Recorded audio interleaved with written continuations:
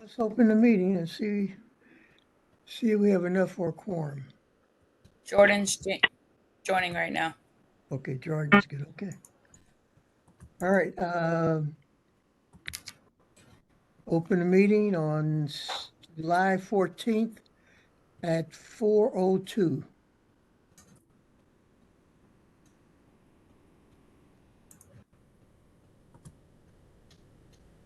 Izzy, would you like to call the roll, please?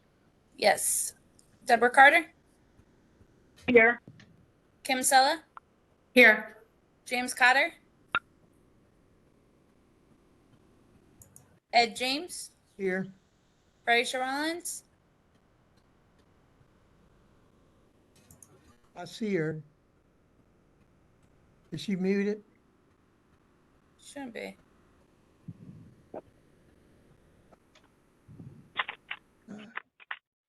Call her name one more time, please.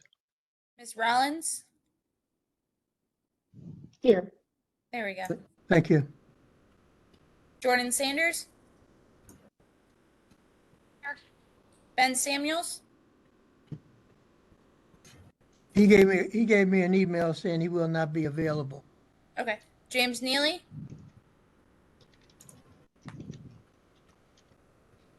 He must be muted. Here. Patrick McKelvey? Present. And Miss Leon Streeter? I'm here. Others in attendance, would you like to introduce yourself? Do we have a representative from the St. Louis County Council? Yeah, this is Chris. I'm here. And I apologize for my one casual appearance and being outside. I'm actually on PTO and I'm in Door County, Wisconsin. Okay, well, we're on the same time zone. You okay then? Transportation, Public Works? Adam Spector. And Joe Colessa. St. Louis County Police Department? Brad Kelling, representing the Bureau of Transit Police.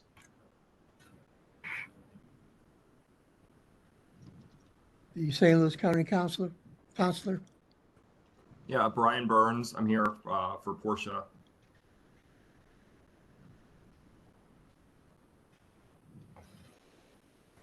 Okay.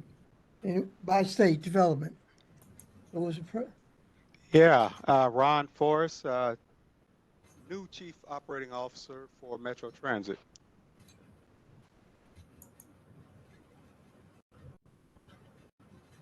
Yeah. Toby's there. I see him. I'm Tom Curran. I'm Executive Vice President of Administration and Bi-State.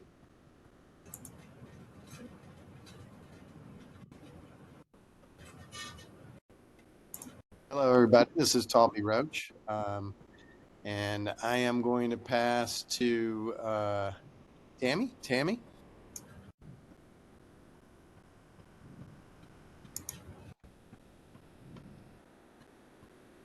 Sorry. I believe Tammy's having some computer issues. Okay. I'm trying to get her on.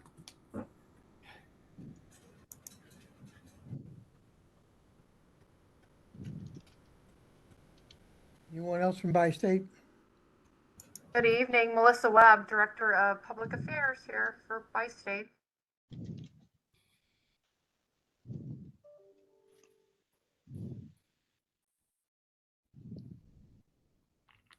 Okay, well. I think that's it, Chairman. I know Tammy will get on shortly and she'll handle the finance part, but I think if you get moving, I think we'll be good. Thank you, sir. Thank you. Okay. Do I have a motion to approve the minutes from the June 9th, 2025 meeting? So moved. Second. Okay, that was Kim and James. Okay, for the reports, do we have a report from St. Louis County? Just Counselor's generally, office. just generally, I wanted to say, as I saw different things on the agenda, that St. Louis County is essentially in the middle of their budget process. Starts around April with information on revenues, collection of revenues, and then it sort of ends October 1st when we submit the budgets that we've been preparing to the council for their review, and then we start that second stage. So with the changes that the council has recently made regarding the split, we are doing what we can to utilize that funding as effectively as possible to meet multimodal needs, preservation needs that we have for St. Louis County. So we continue to maintain a focus on bringing as many improvements to the county as we can with the funding that we have.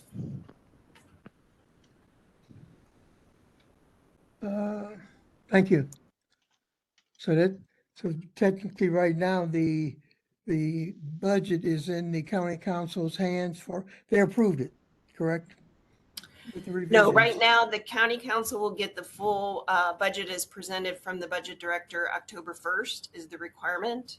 So right now, the departments have individually loaded all of their information, and we begin our meetings with the budget director in the coming weeks. So we are not close yet to having our meetings with the council and for them to review the budget for eventual approval for 2026. So we are a ways away from that. Okay. But included in that budget procedure, the recommended budget that we sent to the county council has been revised and approved, correct? With the different Right, dates. it was approved to at 6634. That's what I'm wondering. Yes. Okay, so our budget from the St. Louis County Public Transportation Commission was sent to the county council.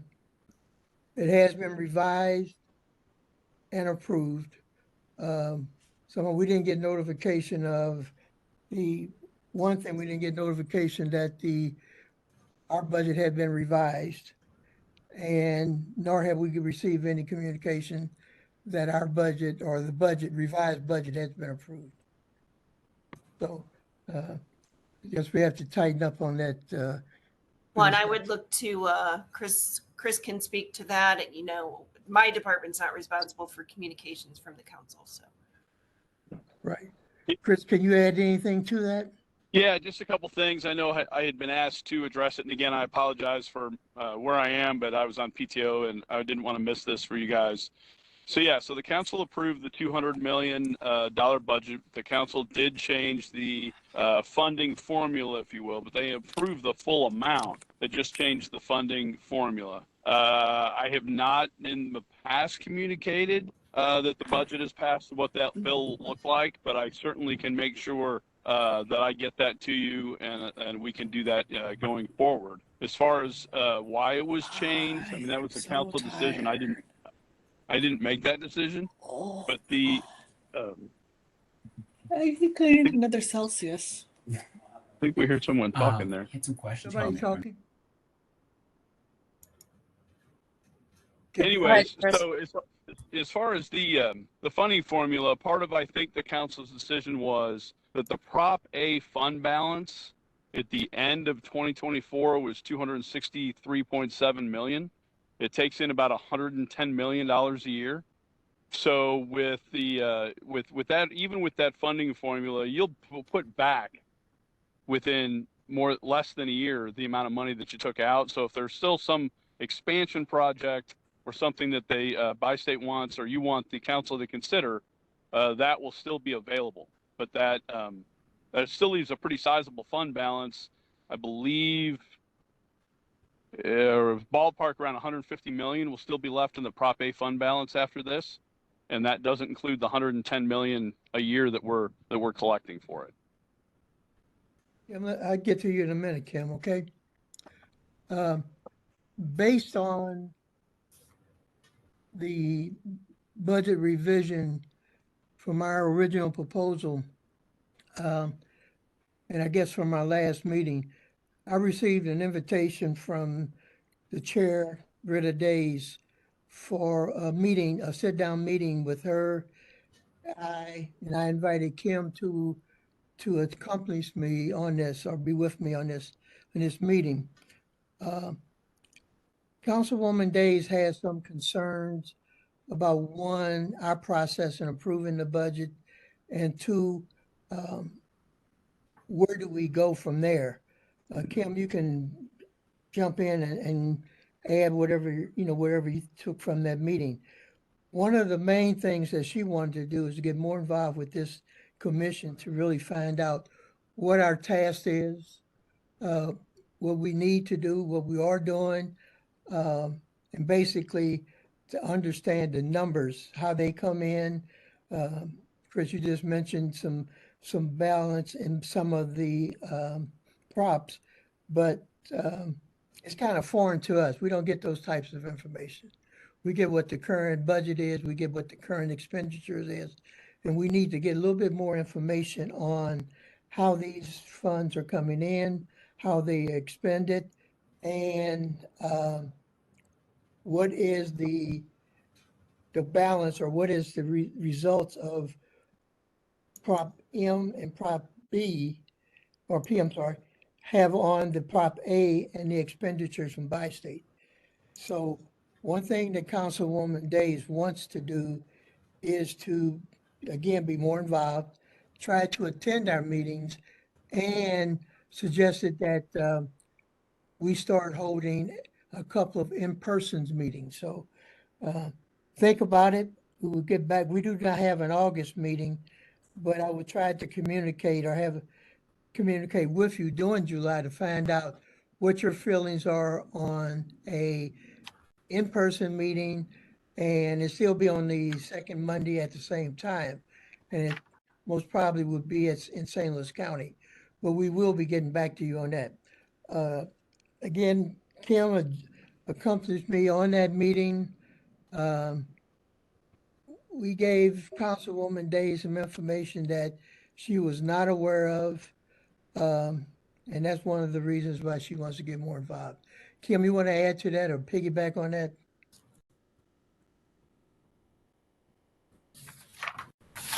Kim? Sorry, I think there's lots of questions with regards to what is happening with public transit investments on the part of St. Louis County in addition to bi-state development. So I think, Stephanie, you just mentioned you have a bunch of multimodal projects. I think the transit projects that fall under those multimodal projects, if we could hear about those, I think that would be really helpful. And let me offer clarification. We try to, with all of our with a lot of our projects, refer to our action plan and other guidance so that we can try to make our projects, especially our federally funded projects, inclusive of the sidewalk and the bike accommodation and different things that, bring folks that even use transit, those amenities that get them there. Because as I had said before, some of you might have heard me when I spoke with the council, there's no part of transit that doesn't include roads and sidewalks, and in some cases, for some people, bike lanes, because you can't get to those things without using one of those methods. So we are trying to be inclusive with our projects like never before to make sure that the infrastructure that people need to get to the bus stops or get to the light rail stations exists. And that's what I'm, speaking to. I think if it's at all possible, we'd also want to know about amenities like potential shelters when you're doing these road projects, or benches, or any basic amenities for transit riders as a part of those projects. Right, and that would be coordination with Metro, because they would provide those that infrastructure. We don't provide that, but if if Metro is thinking about providing a sheltered structure and it's in our right of way, we can certainly work into a partnership agreement with them. But Stephanie, one of our concerns, and I know it's concerns of a couple of the council members, is that there is no bus service in some areas. And we was hoping with some of these funds, we can have bi-state to extend or establish bus routes where people do not have, I mean, you got some good roads. But if Yeah, there's no exactly. And buses this going is, down the roads. yeah, and that's this is what what I our had concern mentioned to the council. I mean, Prop A right now can be used for that. The fact that it's not is short-sighted. And I had provided in my opinion, I had provided each of the council members a copy of the ballot language that voters used and what they voted on. And it is not limiting to a type of transit, and it speaks to operations as well. So in my opinion, and as it's been relayed to me by other folks in St. Louis County that have reviewed that language, it's not limiting. And so until there is a time in the future, and I believe that we're all working towards that, that there is additional light rail in St. Louis County, the days in between today and that period of time, there could be additional bus service. And that is something that Tolby works on, but I believe the funding is there to provide that through Prop A. Yeah, if I could add to that, and I'm happy to forward it to you. I sent a memo to the council, kind of echoing just what Stephanie just said, discussing the funding formula, discussing what the what Prop A funds can be used for. To your earlier thing about the different funding sources, so Prop M doesn't take in nearly as much as the other two, so that's kind of a pass through. As soon as we get it in, we just send that over to bi-state. So the big ones, I mean, it factors into their budget, but it's not something we play with. But the Prop A is, of course, got the large fund balance, and it's been my recommendation to the council that they work with bi-state and say, we want routes here, here, here, and here. What's that going to cost? And we can add that as a supplemental appropriation out of Prop A, which, to Stephanie's point, is in fact appropriate, and then we can move forward.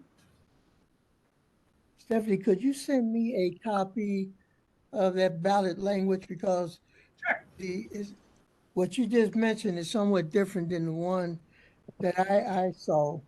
But let's see what we can do to work together on this, because again, the roads and the sidewalks are good in the areas, but if we have no funds for expansion, not light rail or not express lanes, but if we have no bus service at all in some areas, I think Prop A, instead of just going for oncoming expenses, can also be used for some type of bus expansion. Absolutely. And I think just from what I know, there is just confusion between us and the city. And I think that has perpetuated.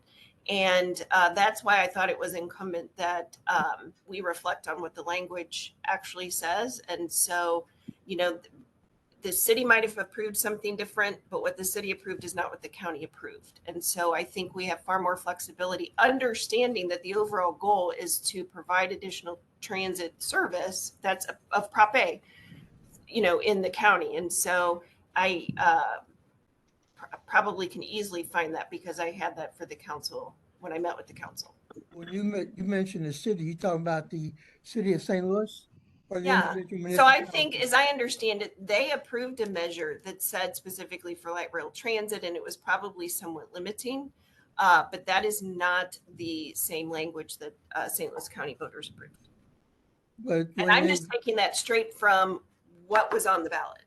Okay, from my understanding is that when Prop A was proposed, it was proposed just for the county. Oh, yeah. So our That's what I'm Prop A talking is about. just for the county. But what I'm Right. saying is I think there's a conflated message between what the city voted on and what it funds, and what the county voted on and what it funds. And I think that confusion is just perpetuated. So those that were not aware that Prop A in St. Louis County could fund additional bus lines and go to the operation of the system,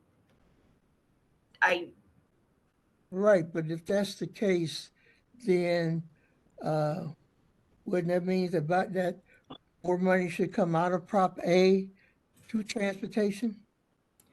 No, Prop A is specifically for transit. We cannot use Prop A for road, sidewalk.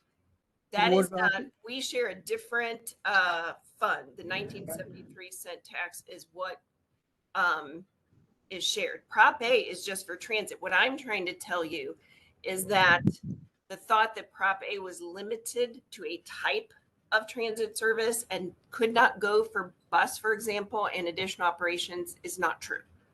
It was supposed to go towards the expansion of Metro, and then we found out that the study for Metro has been put on hold indefinitely. Is that correct? So to your first comment, it's not limited to light rail transit. If you, again, that's why I say you have to read the language that the voters approved. And yes, at this point in time, after 2 years of study, with partners at the table, including Metro, MoDOT, East West Gateway, and I'm probably leaving someone out, but we had looked at options and we needed to meet a minimum threshold to get into the FTA to feel reasonably secure that when we got into the FTA pipeline, that we would actually get a project that's approved after the 2-year mark that we could carry forward. And following the FTA criteria, we did not meet. We had to meet 4 of the categories and we did not. So we continued to press forward and look at permeations and look at even jumping forward to bus rapid transit and seeing if that was an option. And that yet has not been an option.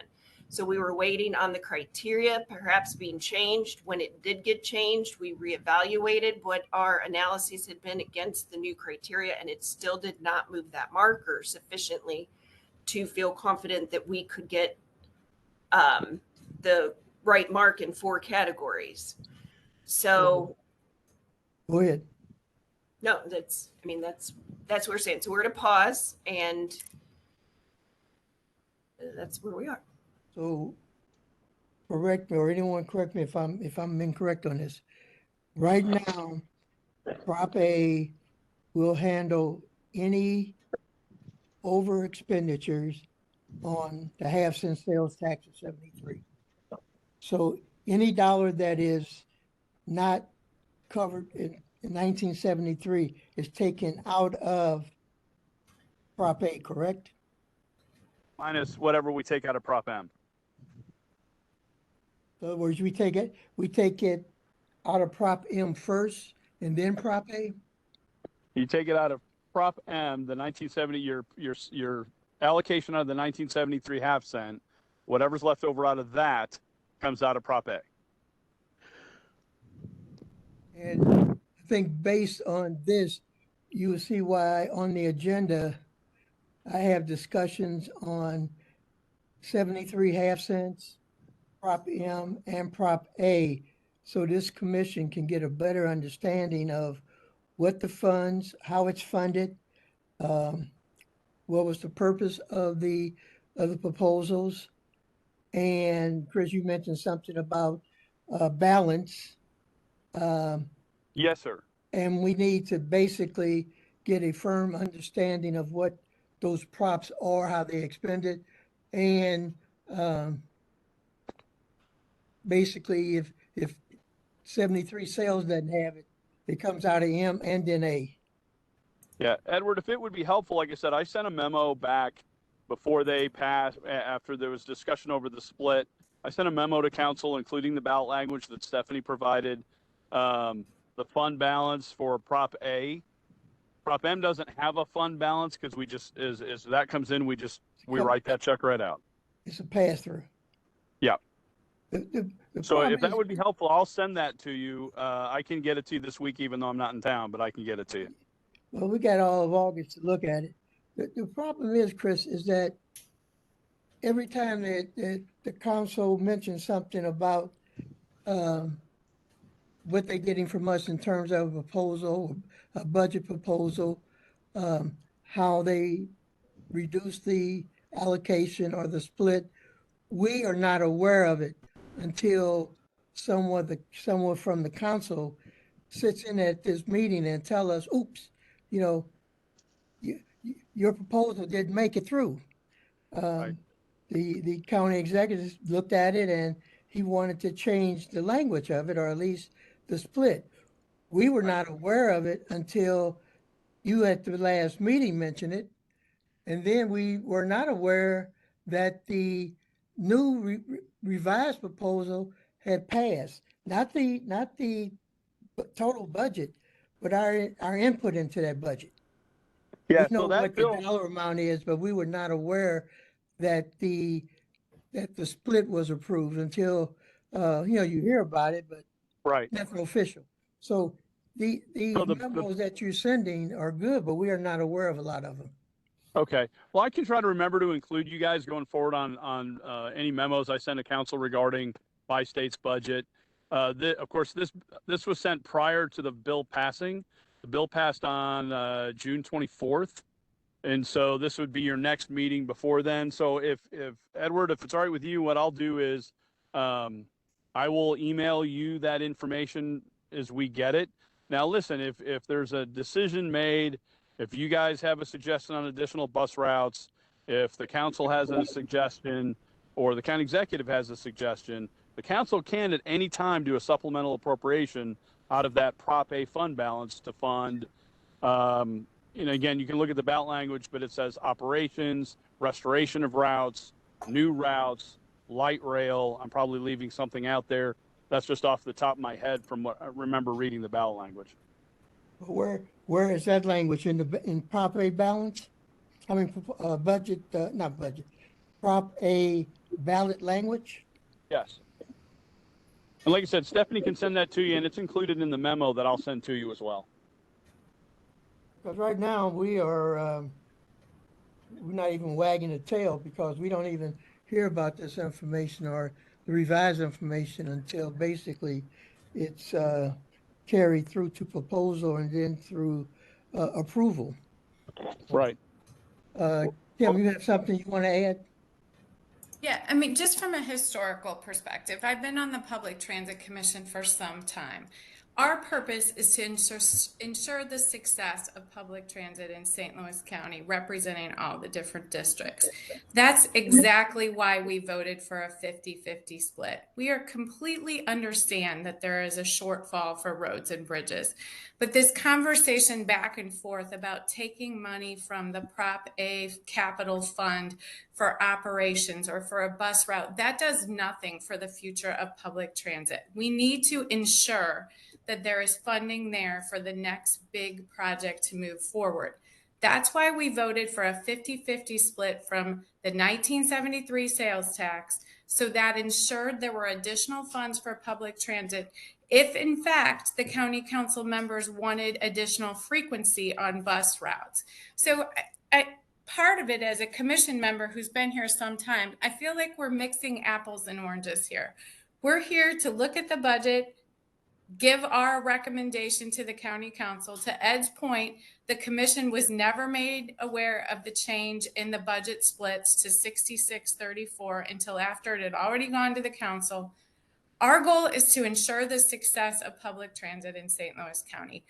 In my opinion, we must maintain that capital account. Spending it for smaller things does nothing for the future of public transit. And we have to ensure that those splits are equitable so that we can also look at bus frequency, bus routes in North County.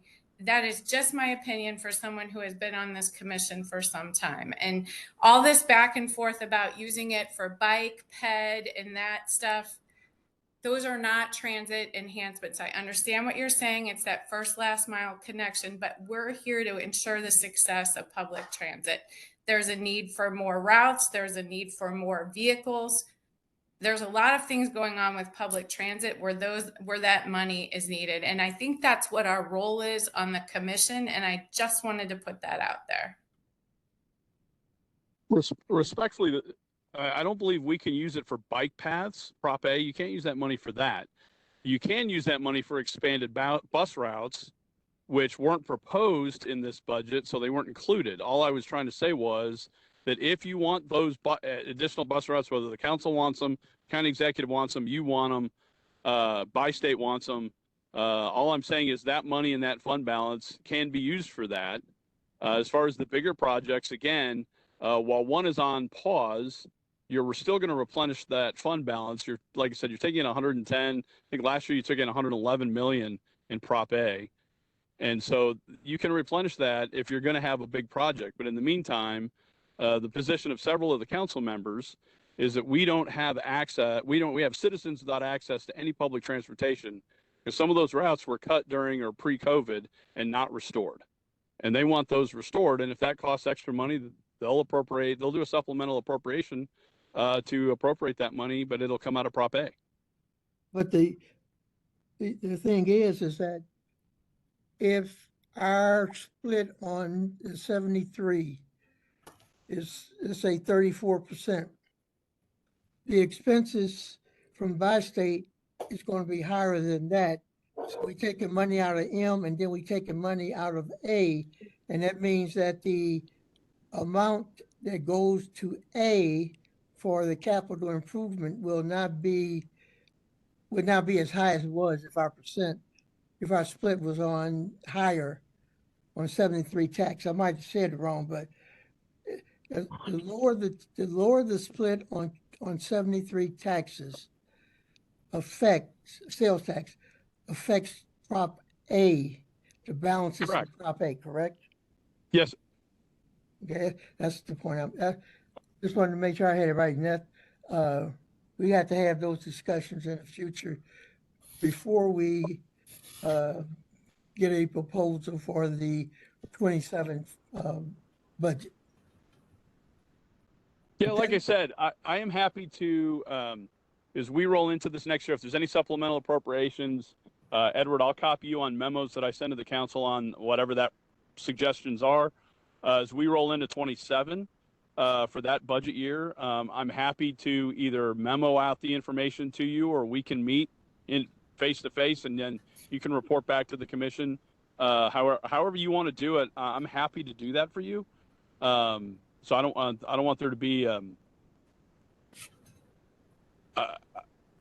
do I put this? I don't want there to be a miscommunication. Just that the bill passed before we had this meeting today, and I have never been asked to provide in advance a memo to you, but I'm happy to do it. I don't mind. Well, I think it's just fair for the commission to understand the total process. My understanding is that the council does get a copy of the agenda and of the minutes. But I think if we continue this way, we're still going to have some miscommunications because we are not going to be aware of certain changes until after the fact. So if there is something that affects the operation of this commission, I would be pleased to receive it and, pass it on to the rest of the commissioners. But right now I'm not going to say in the dark because, there was a shadow out there that we got it, but we got it before they turned the light off. So we would like that information if we can get it. I mean, it may not have not an impact on how we do our operations, but at least we would know what is happening. And right now we don't until after the fact. Anyone else have something to add to this conversation? Chairman, this is Talby Roach. You mind if I comment on this just for clarity's sake? No, I wish you would, sir. Thank you. Okay. So let's be really clear about what we're talking about. The distinguishing piece is the Prop A reserve funds, right? Every year we get a appropriation from Prop A. It depends on where the taxes are, where the economics, and that has an overall effect, a very important one, because that can affect ultimately what happens depending on the economic conditions of the region, right? We have had the fortunate circumstances where we have been in good shape as far as the economics of the region, but then in the end, we also have to make our budget number. I don't get to come back into this council and ask for more money if I don't make my budget. But of course, I have to be funded for that, including new service. The distinction that we're talking about is the use of Prop A reserve funding, right? Whether that can be used for additional bus service, whether that can be used for additional, whether it is bus stop enhancements, etc. And that is the distinction and a policy distinction that this body, along with the county council, is talking about, right?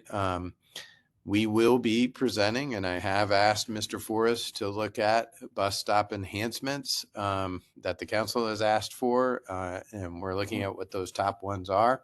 And I do have a request from to restore a couple of routes in the north side in North County, but of course it's going to require more money. Period. Right. Correct. So what's very important is that when you talk about using, for instance, the quote expansion money, that is Prop A reserve, which Correct. the county has accumulated a very significant balance on, that the county holds, and the county decides how it's spent, not me, right? And it's just very important that there is a distinction regarding that. Because we get a Prop A every single year, we get Prop M every single year, and we get 1973 tax every year. And then the splits between those specifically, we stay out of the split because inevitably, one of the things that has not happened, but may happen this year and next, is that it then also it depends on how much is collected. We tried to, with the budget director, try to see that the collection is adequate for our budget. And the splits may have to be adjusted if the income from the taxes are not adequate. It's very complicated. Right. What I may suggest, Chairman, is just a fundamental briefing on which each taxing entity is.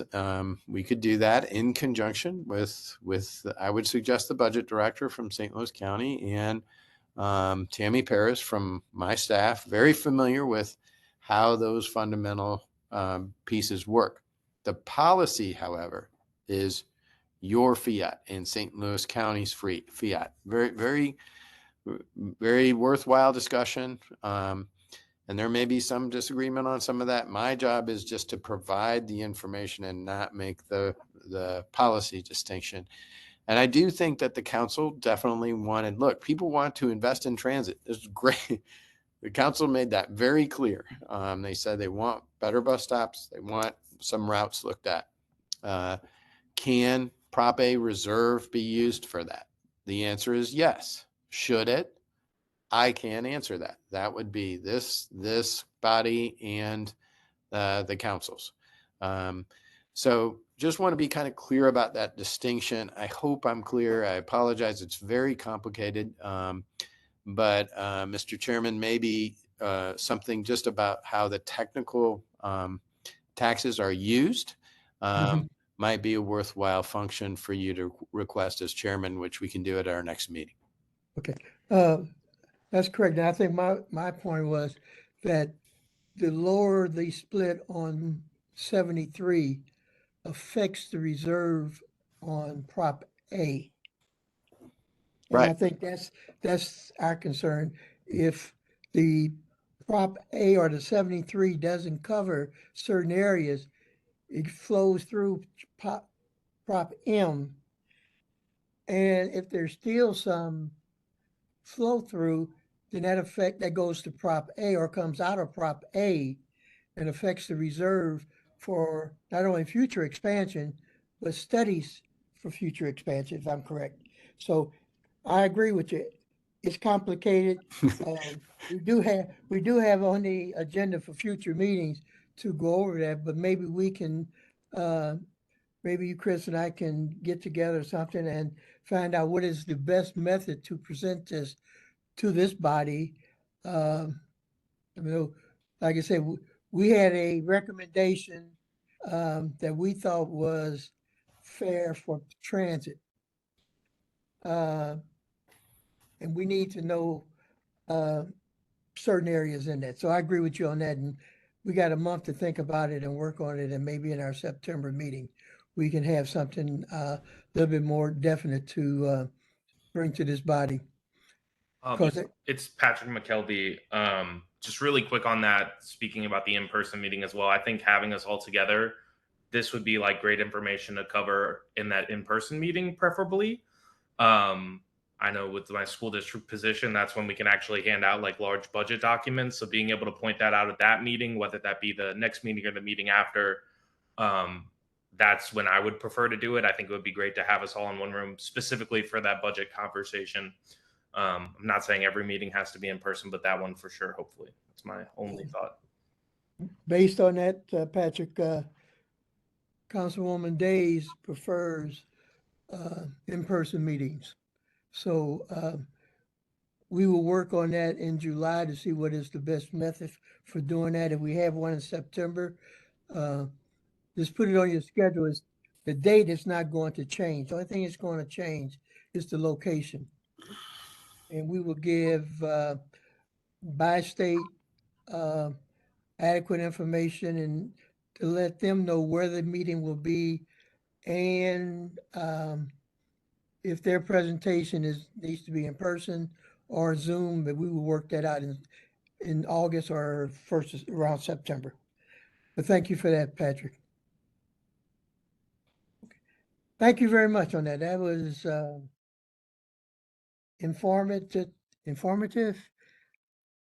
Yeah, a lot of information there to gather. I think based on that and based on Stephanie's presentation, we also put we looked at the C to represent we need to go to public security on the concealed carry on transit. The last our understanding is that the proposal failed, but St. Louis County have any updates on that concealed carry? No, it's my understanding as well that initiative has failed in both houses in Jeff City. So I'm sure we'll have to readdress it again next year. But as of now, current policies will continue. And right now, Bi-State does not allow concealed carries or any weapons on their transit. What about buses? That is correct, and on buses. And on buses. Mr. Roach, what happens? Can you give us maybe at the next meeting on what's the effect on the passenger that has a concealed carry? And transportation is their only means of getting to work. Excuse me. Yeah, right now, as consistent with federal law and federally supported transportation projects, just like Amtrak or the airport or any of those, it is inconsistent and therefore illegal to have even concealed carry on a federally supported system similar to an airplane. And it is also consistent with the security protocol that we ask our law enforcement officers to enforce. It's a very, very important element of transit. Even Second Amendment supporters would note this is not an appropriate use. And we do not see it as a Second Amendment issue. We're happy to make that case, and I can make that cooperatively with to this commission. It is the basis of our discussion when we go to Jefferson City and oppose the legislation, which we've done successfully year after year for every single year I've been here, which is 6 now, going on 7, and we're happy to do so. So we, I think that's very good. I think that in conjunction with, the detailed, great work that county police officers are doing on the system, and they can give, professional briefings of why that's important. I think we should use the experts. I am not a security expert, but we sure have one. Captain Kelling is one of them. and they can speak far more informatively of why that's really a key element in a dense situation, and why that makes sense for transit. So I'd suggest maybe it's a really good discussion item, and I would love to hear from some of the professionals that we have, including Kevin Scott from my team. I guess my main concern would be what would be the passenger reaction when they are not denied service on the trains or buses. I think that's a future discussion. Sure. So we do have a mobile Metal detector. Metal detector. Thank you, sir. But of course, that has to be staffed by full police officers at the time. Right. So it's supported by Captain Kelling and his team. So it would make sense for us to talk about that and be sure of what all of the situation is. But it's very SOP. I think that most of our patrons are used to this environment, and very similar to how it is across the country, everywhere else. And we want to stay consistent with that atmosphere. Okay. Thank you, sir. Mhm. Okay. I think we do have there was a report that was sent out for the statistics for the Transit Unit Patrol. Thank you very much for that. Okay. Bi-state operations, the update on the workforce and all the new numbers. Very good. So, Chairman, thank you. And for that, I want to introduce my new Chief Operating Officer, Ron Forrest, who you saw a little bit earlier. Ron will give this presentation. This is his first one to this commission, so I would appreciate everybody's patience with that. Ron, you want to take that away? Yeah, sure thing. Can you all hear me? Yes, we can. At least I can. Okay, can we bring the slide up, please?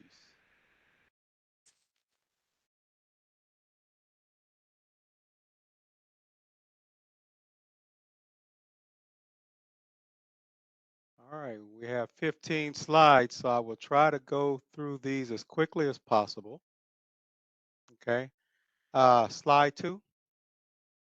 All right, so in May, we experienced an approximate 2% decrease in Metro bus operators, down from a total of 646 to 633, which is also approximately 2.6% short of our budgeted number. The impact to service as a result of the shortage of operators is being mitigated by operators volunteering to work overtime. However, Metrobus still missed on average approximately 1% of its scheduled trips, with the highest number of missed trips occurring in the PM peak. And that's generally due to a lack of vehicle availability, which is impacted by maintenance staff shortages. We're continuing to hire operators. In fact, we recently started a class of 9 operators on June 23rd, and 8 more today. So we have a total of 17 operators in class. And so as of today, we have 638 out of the 651 that we need for service.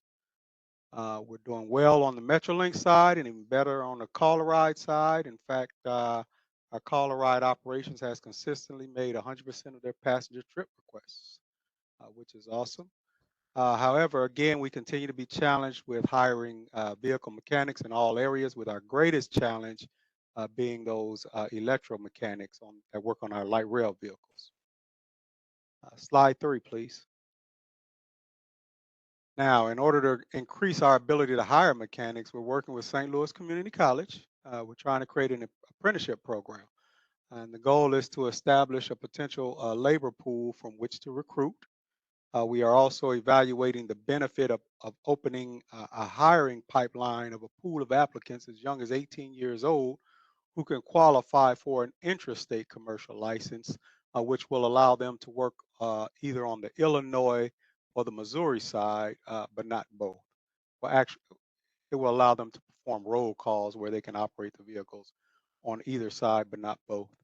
But because of this, this may have some impact on the represented force's working conditions and may qualify as a bargainable item. So we need to have some discussion with the union.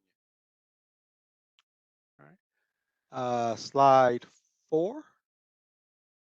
As of May 2025, ridership is up 4% system-wide and across all modes, with the exception of being Metro Bus, where we experienced a 0.5% decrease in recorded boardings.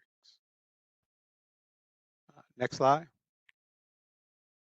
We're seeing significant improvement in our caller ride service. Total trips taken have continued to increase, and trip denials again have decreased to practically 0% consistently.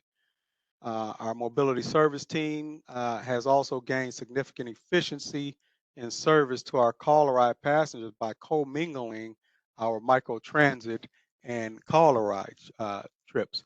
So when the microtransit peaks off at around noonish, they're able to assist caller ride with about 11% of their daily trips. So that offers a lot of support.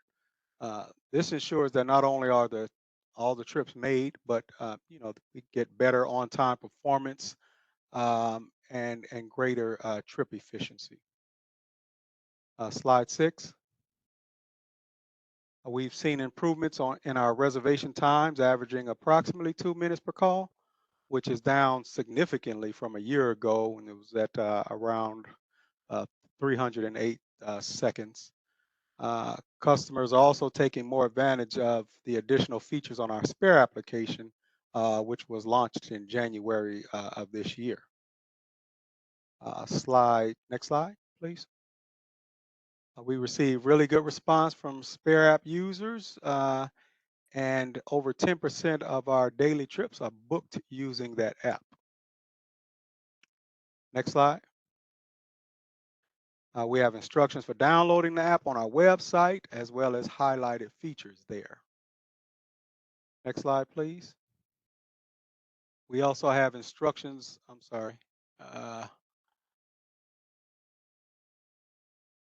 we've continued to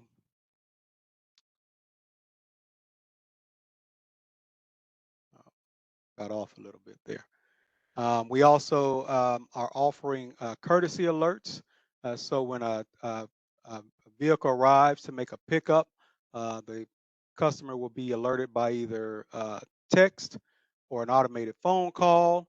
For the near future, if the customer doesn't respond, then they will get an actual call. Okay, so we'll allow that while we continue to educate the public on these new features. All right, next slide.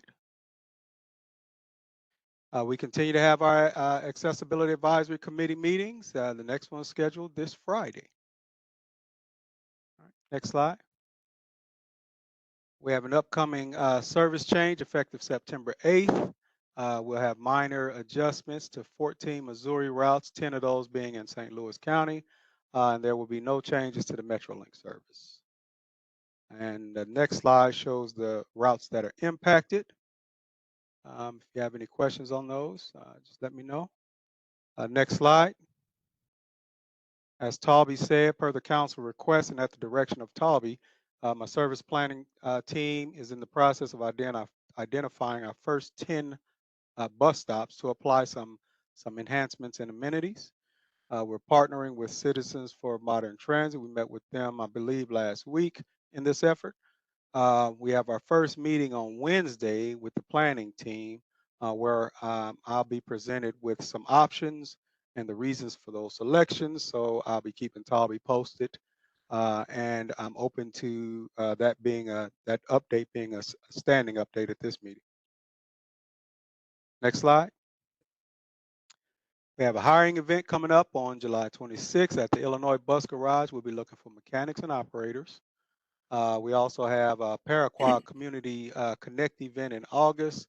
And lastly, on July 17th, we'll be at the Civic Center Transit Station hosting a technology open house where passengers will be able to come and familiarize and evaluate our new accessibility wayfinding technology. Next slide. And finally, I'd love to continue having standing invitations to any council member who wants to participate in ride-alongs. I understand Chuck did this for you all. Last week, my team and I, we kicked off what we call a Ride Every Route campaign. So 2 days per week for the next 6 months. Members of my planning and operations team will accompany me on all the bus routes, rail lines. We'll be out communicating with passengers and operators to get their feedback on what's working well and what can be improved upon. We're also taking these opportunities. I'm taking the opportunity to learn the system, our customers' ride experience, and our operators' work environment. And we plan to use all of this information and other data to develop what we're calling our master service plan, which will also include a comprehensive evaluation of our microtransit service. Last slide. All right, at this point, I'm happy to take questions. I have one on the new routes or the stops that you're going, the 10 stops that you are going to work to enhance. Can we get a copy of those stops? Absolutely, yeah. I mean, once it's, it will go through a process of evaluating, and certainly once it's finalized, if Toby has no problem, I have no problem with giving you the 10 stops. Okay. On the ride along, when you and your staff there, are commission members invited to that? Sure. Yeah. If you want Could to you come, give us- let me know. Could you give us the dates of those for the next 6 months, or just day of the week or week of the month? Absolutely. So on Tuesdays, we go in the AM, we do an AM peak trip. And that may consist of a couple of buses. It normally consists of a train ride to a bus route, and then a bus route to a bus route and back to our origin. And so that's the AM peak on Tuesday, and then on Friday, the PM peak. Well, So if you could send us those dates, some of our commissioners might be interested in riding along with that. Yeah, absolutely. We had a Thank good you, sir. time, and the passengers really appreciated seeing us out there last week. So Yeah, I think if they get a view of the real-time cameras, yeah. they enjoy that. Thank you very much, sir. Oh, no problem. The next one is the impact of the tornado. How are we doing on that cover-up? I know at the last meeting, we were told that the bus routes were up and running, with the exception of 2 that had electrical damage, within a week. So right now, all the stops and all the routes, running on schedule, or how's that being worked out? Yeah, my understanding, talking to my team, is that we're back up and running. Okay. Okay. I think it's been in the news. I guess it started last week and still carrying over. There's going to be a significant reduction in transit funding from the state this year. How will that affect operations? Yes, Chairman, I'm happy to address that. So, yes, unfortunately, although we did get it passed in the legislature, the governor's veto pen went against us and reduced statewide transportation funding. Specifically to Metro, that is a loss of $2 million in funding in this next fiscal year. So it doesn't affect the current year we're in, but in the next one it does. And the real story here is really we would continue to put that into service, right? And for instance, everything from these bus stop enhancements to everything. Sadly, not everything is free. There's always a balance to what we're trying to figure out, how much money we're putting away to the future, how much money are we spending now, right? And there is policy balance that is associated with that. So in that, I think it's fair to say that, the $2 million will have a negative effect on our essentially capacity to put service out there, right? We're not contemplating any reductions of service or anything like that. Obviously, what the council and this commission is saying in general is that you all want more service. So obviously having less money from the state to do that just makes that a little bit more challenging. All that within the constraints of a county that's trying to make their budget, right? Stephanie talked about their budget cycle, which is off of ours. Ours is not exactly the same in timing, but all of these have to be balanced with one another. And obviously a loss of funding for $2 million is not good. We do have a strategy to try to communicate better with our local legislators to be sure that we have support in the state. And we have had that traditionally, very strong support from, for instance, the senators and the reps. As a matter of fact, and we passed it adequately through the legislature. It was the governor where we had a problem. So we are talking about how to be sure to access the governor and be sure that he understands the importance of this initiative. I will tell you, however, I am concerned about where the revenues are associated with the state budget. It's a state budget very similar to the county budget. Revenues right now, as of this year, are relatively flat. That is not good news. It means that we simply have less money to balance our budgets. Just trying to be very realistic about where this is. So we need to just be very cognizant of every single one of those choices, be sure we're being absolutely as efficient as possible. And then we need to be very careful about our levels of staffing and so on, and what are the effects of the most efficient system that we can continue to create.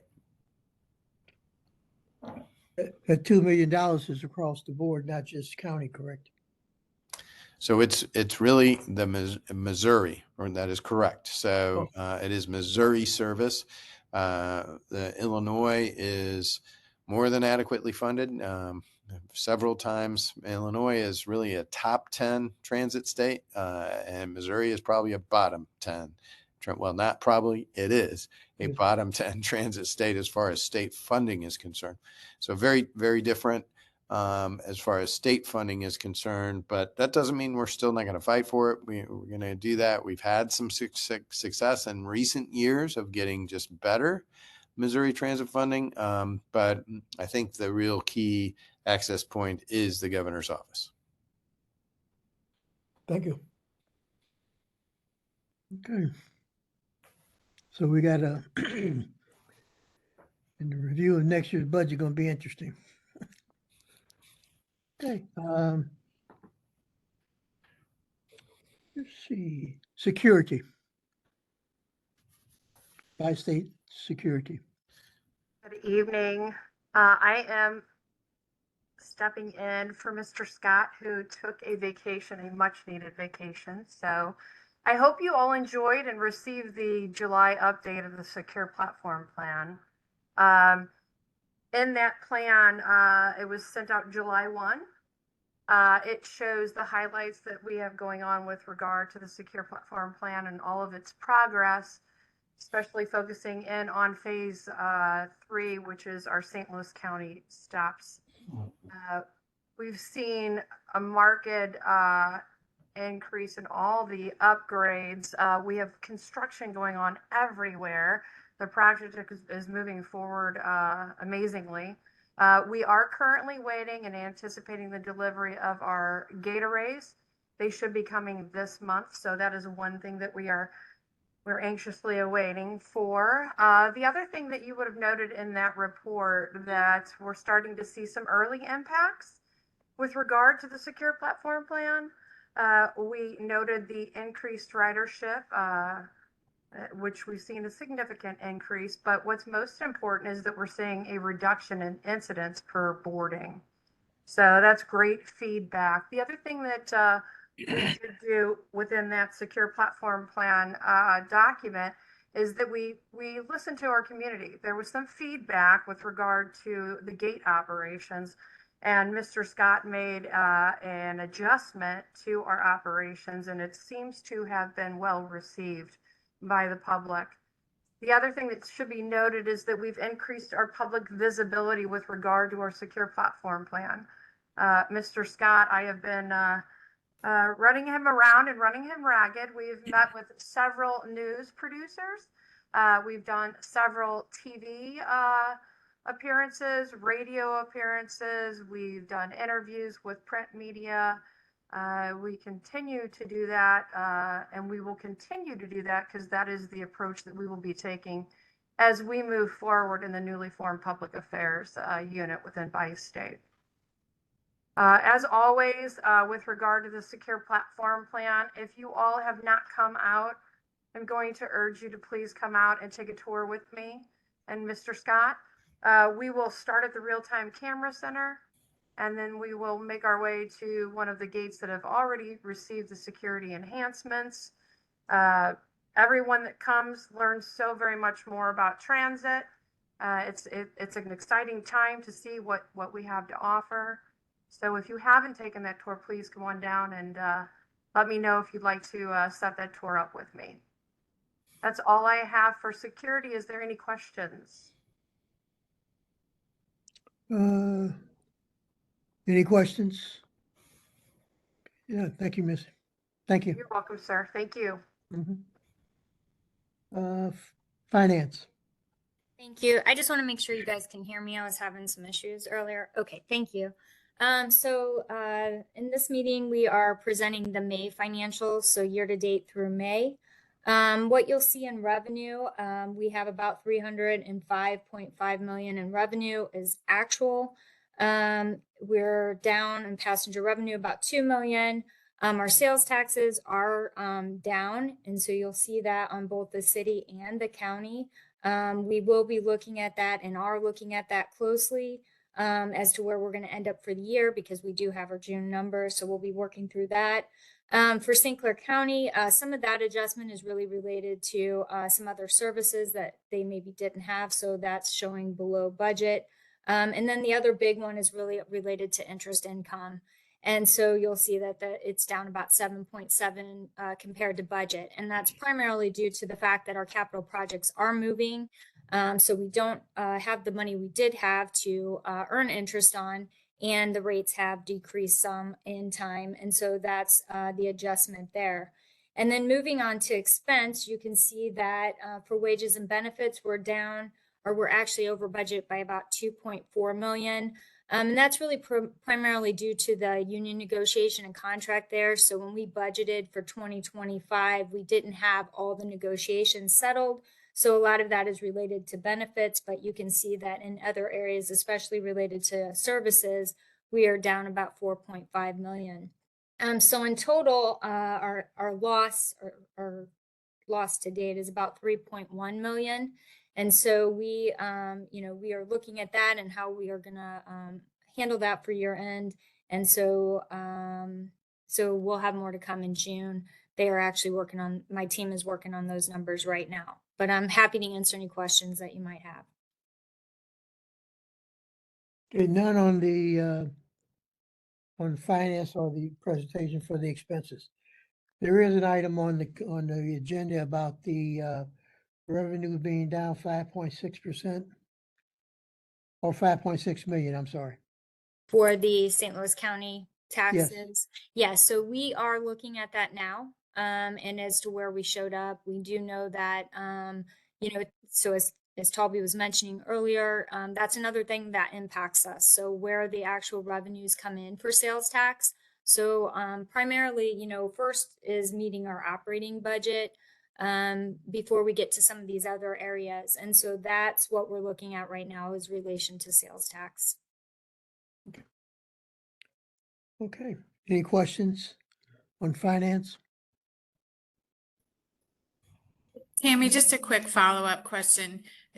It still shows passenger revenue down, and we're still hearing that ridership is growing. Has there been any more information gleaned on what's causing that delta? If ridership is growing yet passenger revenue is down almost 10%? So it's not really one for one on ridership to revenue, right? So a lot of that relates to discounts too. So, even our monthly pass is a discounted pass. So it's not exactly one for one, but we are working on that. We have been working on that, and we really believe that, we're going to be looking at our fares as part of the fare collection update and to that system. We have different reporting. So we're going to be looking at that also with SPP. So that is coming into play in January. So we are really, we're thinking about those things now, taking that into effect or into account, and really looking at, where our fares are, what we do. And that data is going to help us even more as we move forward. Tammy, on the discounts, Mm-hmm. I know could you provide us with, you don't have to, not dollar amount, but a percent of the people who has various discount? I know you have student discounts, senior citizen discounts. And if you just give us a list of basically what groups have percent, and is the percent for each group the same, or does it vary by group? The amount of discounts. It does vary. And Toby, you might want to jump in here too. Right. Yeah. Thanks, Tam. So, when we move to SPP, we will have to review what our overall fare policy is, right? And the reason why we want to look at the overall fare policy is it is true that we need to move up and drive our revenue. Quite frankly, we talked about several issues that are very prescient to our overall budget today. That means next year's budget is going to be very tough. So that means that we need to look at every single revenue generator possible. One of the major shifts that we have seen in the current ridership is our highest cash fare is indeed just that, our cash fare. So when we have a greater discretionary rider, and for instance, let's just say Ed James just goes in and he swipes his phone, like, Mr. James, I will tell you, we will charge you the most for that convenience, right? I'm a senior citizen, man. Right. That's right. Well, okay, you get the senior discount. But very typically, when we move to this system and a new fare policy, we can, and I'll have to bring to this commission, what is that plan, right? What we know we need to do is build a stronger revenue base. And so we definitely probably need to look at, well, as has been across the country, moving our fares up modestly, right? And looking at some of those discounting programs to students, to seniors, and so on, and be sure that they're not getting really essentially abused. And then also in the opportunity where we have people who want to use Metrolink or Metrobus for the convenience for a one-time rider, we want to be sure that for that discretionary use, we charge the highest amount. And that effect means that the folks who really need to ride are getting the best deal, the best bang for the buck, right? Also, some of the shadow of COVID is with our antiquated fare system. And for instance, trying to mean that we have our system tends to be very transfer dependent, right? And we have fares associated with the bus routes right now that are very low, right? We need to move them up. So that means that although we're seeing some fundamental ridership move in a positive direction, we are very conservative about the projections. Now, let me be really clear. Our fare revenue right now, as you're looking at it, is a projection, right? I haven't heard anybody on this commission or on the county council say, if we don't make our budget, we get to come back in and ask for more money. We do not get to do that, right? So in one area that we are not very, very confident about right now, we are very careful about those revenue projections, okay? So it is accurate to say that we are very conservative for revenue projections on ridership. That's simply a fact. I know what the numbers are. It is true. But then also as we are moving along, right, we have some holes to plug. We just talked about a $2 million hole that we got to plug in Missouri associated with getting less revenue from the state. I am very pessimistic about getting that revenue back if, for instance, state sales tax revenues are down and we have the the same governor in. Although, Mr. James, if you know Governor Kehoe, I would appreciate an introduction at any time. But although I'm joking, look, we need to hit that and be very, very cognizant. And so all of those are also within the context of the general feeling of St. Louis County. And I consider it really positive. Although certainly the budget initiative represented a compromise, we got almost a universal vote for transit from the county council, including enhancements of bus stops and bus service. Look, folks, I don't think I've had a county council ever in my career who has said universally they want more bus service. So I think that's a good thing. Right. So we need to see that within the context of how we drive this revenue. So it is very factual to say that we are pulling the reins up and being careful about that projection right now, because it helps us get there. It helps us get to the cushion, right? And so it's accurate to say that. And I would say in general, we do need to look very, very carefully about all of our past programs. Our dominant past program right now is Washington University. They are my biggest customer.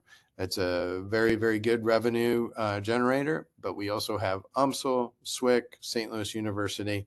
And quite frankly, we need to drive those programs a little harder. That's harder to do in today's economic environment, but we need to kind of show the why, right? And one of the whys that really makes sense, and that, for instance, St. Louis University has asked us, they want to know what our counts are, right? And one of the things that helps us drive revenue in counts is controlling the environment. So just very simple, gates, right? Counting passengers, being sure that it's a very, very safe environment, and do that. And I'm simply trying to make the point that all of these individual financial dominoes are related to one another. You cannot just pick one out and pull it out, right? It would be a mistake to pull just our passenger revenue piece out. You can't do that. It's related to the other ones.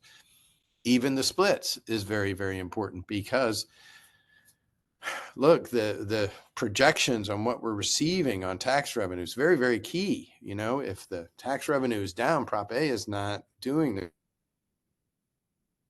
We still have to get our budget paid for, right? Because I've already put that service. That service has been out there, right?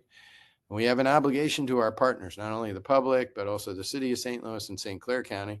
They're paying their bills too.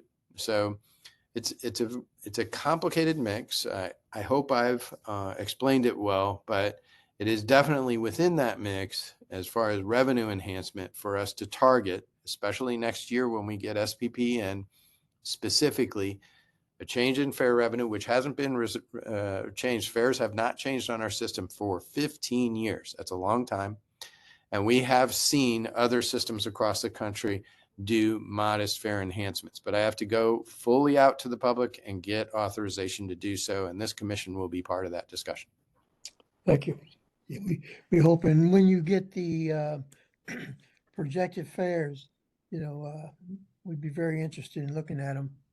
I know we have no process to approve, but I think it'd be educational to us to find out what those new fares are, not so much in comparison with current, but going back to the question I asked Tammy was basically the discounts, the amount, not dollar amounts, but the percent of each group that get discounts, and how much of a discount do they get.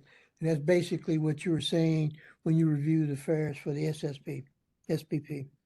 Mr. Chairman, it's absolutely a requirement on me to bring that proposed fare schedule to you and seek your approval. That'd be very, very important. That kind of endorsement is part of how we cooperate, so that you saw why we were doing this. Where are the discounts? What are the senior and disabled fares and situations? Very important. We fundamentally are running a public service here. And we need to be sure that we're being cognizant of that public service and being sure that it not only is it here this year, but it's here in 5 years and in 10 years. And that 10-year arc is important. The Prop A reserves is part of that discussion. You guys set that policy. What are we building for the future? Those are all of these, again, are essentially dominoes that affect one another. You cannot just pull one out. Totally agree. Thank you, sir. Mhm. Any questions on the financing? Okay. We did have I saved that. What about communications? Used to Thank be you, sir. marketing. How are you? I'm back again. So things are going really well. We've had lots going on. This month's been very exciting for the new team of public affairs. We haven't stopped what we were doing, but we've just increased it significantly. So we're starting to marry our social media platforms together, which you'll start to see those stories as you start to see the commission document that we put together for you prior to this meeting. The other thing that we've done is that we're going to increase our exposure and our community engagement. One of those groups of individuals that we're going to meet with this month are all those universities that Mr. Roach was just discussing. So we're going to get out there. Me personally, I'm going to take my team out there and we're going to go out to those universities that we already have those relationships with, just so that we can explain and show them the real-time camera center, the secure platform plan. But also we're going to go and we're going to reach out to folks that we haven't got. So I'm going to go out to different colleges that maybe we don't have that relationship with, so we can start that foundation of building a relationship.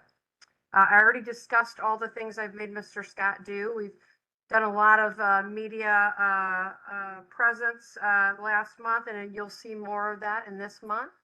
The upcoming events, Mr. Forrest hit on quite a few of those. Our Community Connects, I'll give Izzy the next dates for those. So if you all would like to attend, we'd love to have you. Those are going to look different though. They're not going to be out. They're going to be actually on our system. So other than that, I don't have anything more. Sir, do you have any questions for me? I don't, unless you just send us those dates so we can at least be aware of them. And if we can't attend, we will try to be present.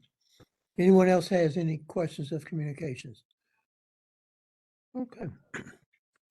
There's no old business, new business. We still want to have that discussion on the sales tax, distribution of sales tax. And I think we suggested that it might be better to have that in person. I think Patrick said it'd probably be best to have it in person to get a full understanding. That way we can, excuse me, we can ask questions as they come up. And I think that would be value things, and we're looking forward to doing that. I think I mentioned that we need to take a serious look at, not a serious look, a look at having some in-person meetings. I think Patrick said maybe not every month, but every other month, but I think it would be a value of all of our commissioners if we can sit down and in a room and meet each other as opposed to a little square on a computer, and have a representative from St. Louis County Council to be present at our meetings. I will be getting in touch with Mrs.